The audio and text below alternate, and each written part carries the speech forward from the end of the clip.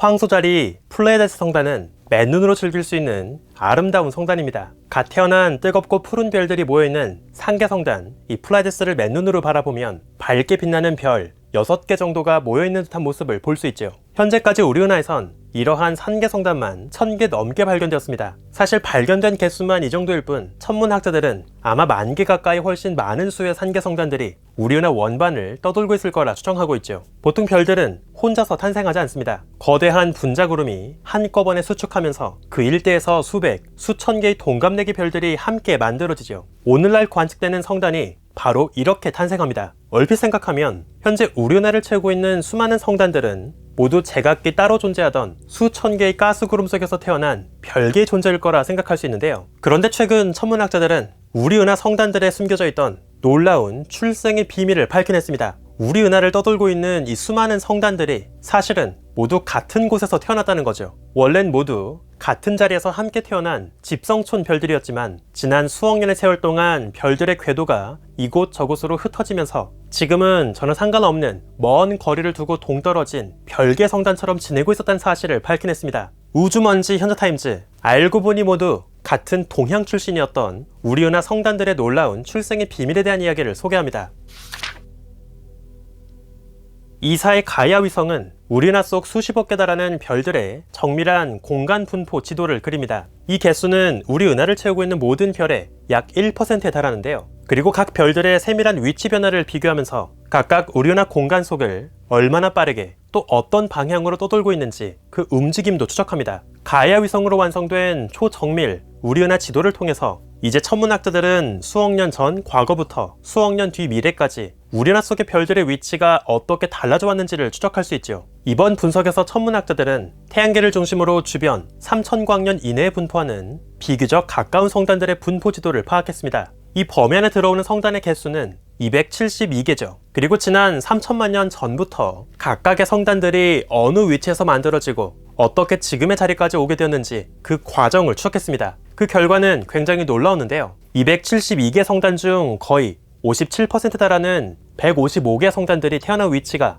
단 3곳으로 수렴했습니다. 겨우 3개의 거대 분자구름 속에서 태어난 이웃 성단들이 지난 3000만 년의 시간 동안 조금씩 궤도가 흐트러지고 사방으로 흩어지면서 지금은 태양계를 중심으로 3000광년 거리 범위 안에 이곳저곳 흩어져 분포하게 된 거죠. 이번에 확인된 이 성단들의 공통된 고향 3곳을 천문학자들은 다음과 같이 분류했는데요. 각각 콜린더 135그룹, 페르세우스자리 알파그룹, 그리고 메시에 6그룹으로 분류했습니다. 남쪽 하늘 고물자리 방향에서 볼 수 있는 콜린더 135 성단 북은 가스 구름 속에서 반죽된 가족 성단들론 NGC 2547, IC 239 등이 있죠. 페르세우스자리 알파별 북은 가스 구름 속에서 함께 태어난 가족 성단으론 IC 4665, IC 2602 등이 있습니다. 그리고 메시에 6 성단과 함께 같은 고향에서 탄생한 가족으론 NGC 3228, IC 2391, 트럼플러 10, NGC 2451A 등이 있죠. 이렇게 태어난 성단들은 현재 우리 지구의 밤하늘에서 봤을 때 황소자리 인근, 그리고 전갈자리와 센타우루스자리 방향을 따라서 쭉 분포하는 성단들의 흐름을 구성하게 된 것으로 보입니다. 사실 맨 처음에 존재했던 각각의 원시 가스 구름의 영역의 크기는 그리 거대하지 않았습니다. 콜린더 135 그룹의 영역의 너비는 대략 160광년, 페르세우스자리 알파 그룹의 영역은 약 290광년, 그리고 메시에 6 그룹의 영역은 250광년 정도 너비에 걸쳐서 분포했죠. 각각 탄생지를 중심으로 이런 200~300광년 정도 안팎의 비좁은 영역 안에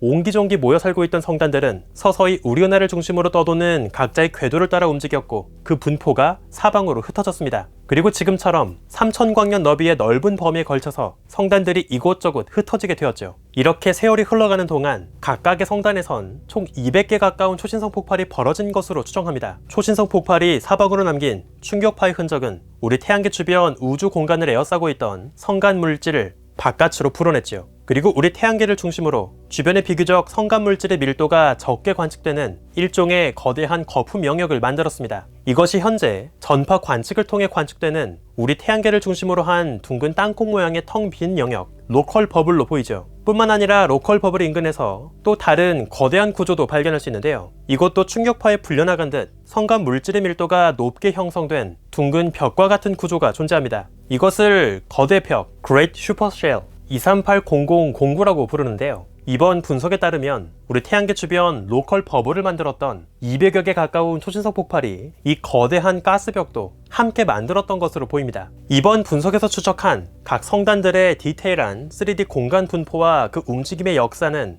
영상 설명란의 링크를 통해서 여러분도 직접 확인해 보실 수 있습니다. 직접 다양한 시점으로 바꿔가면서 과거부터 현재 이르기까지 우리 태양계 주변 성단들의 위치가 어떻게 변해왔는지 직접 확인해 보시기 바랍니다. 겨우 3곳밖에 안 되는 제한된 탄생지에서 만들어진 별들이 지금은 마치 서로 상관없다는 듯이 멀찍이 떨어져 사방에 흩어져 간 과정을 직접 확인해 본다면 우리 은하가 얼마나 역동적인 세계인지를 새삼 느낄 수 있을 겁니다. 이처럼 태양계 주변 별들의 역동적인 역사를 추적하다 보면 유독 더 흥미롭게 느껴지는 사실이 하나 있는데요. 우리 태양은 주변에 별다른 성단 없이 홀로 외롭게 덩그러니 떨어져 있다는 사실입니다. 사실 이건 굉장히 어색하죠. 당연히 우리 태양도 오래전 다른 별들과 함께 거대 가스구름이 수축하는 과정에서 한꺼번에 태어난 수많은 별들 중 하나였을 확률이 높습니다. 그랬다면 당연히 우리 태양 주변에도 비슷한 장소에서 비슷한 시기에 함께 탄생한 이웃 별들이 바글바글 존재했어야겠죠. 즉 우리 태양도 어떤 성단 안에 소속되어 있어야 자연스럽습니다. 그런데 우리 태양을 보면 지금은 그 어떤 성단에도 포함되어 있지 않습니다. 그저 홀로 우주를 떠돌고 있는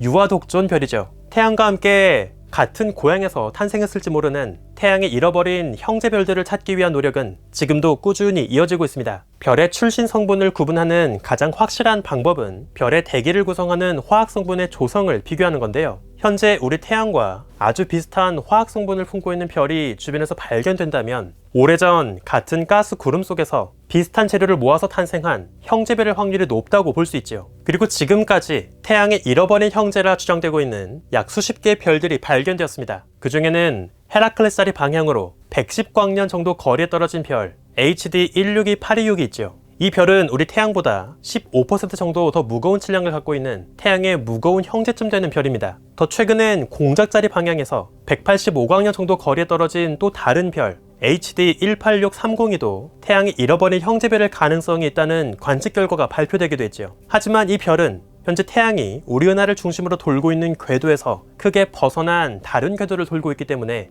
역학적인 역사를 봤을 땐 우리 태양의 형제가 아닐 가능성이 높다는 반론도 존재합니다. 한때 천문학들 사이에선 메시의 67성단이 바로 우리 태양이 탄생했던 진짜 고향의 가능성이 높다는 분석이 나오기도 했지만 더 최근에 정밀한 관측이 이어지면서 그 가능성은 크게 줄어들었죠. 그래서 아쉽게도 여전히 태양이 어디에서 태어난 건지 지금처럼 홀로 우주를 떠돌면서 가출한 방랑자로 살기 이전 정확히 어떤 성단에서 탄생한 별이었던 건지 태양의 기원은 아직 밝혀지지 않은 상태입니다. 여전히 천문학자들은 우리 태양의 진짜 고향을 뒤쫓고 있죠. 그렇다면 대체 우리 태양은 어쩌다가 이런 외톨이 신세가 된 걸까요? 그리고 이 질문은 대체 왜 중요할까요?